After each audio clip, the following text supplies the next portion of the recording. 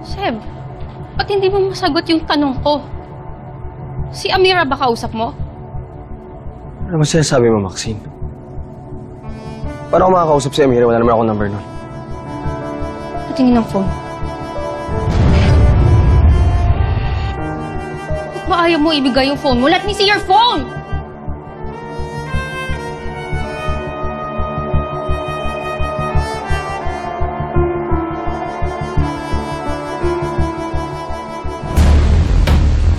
Hindi pwedeng malaman ni Maxine kung bakit ako hawak sa liig ni Amira.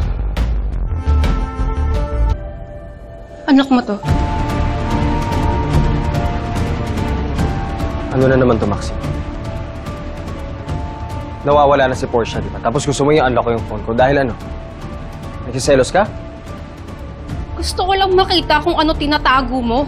Karapatan ko yun bilang asawa mo.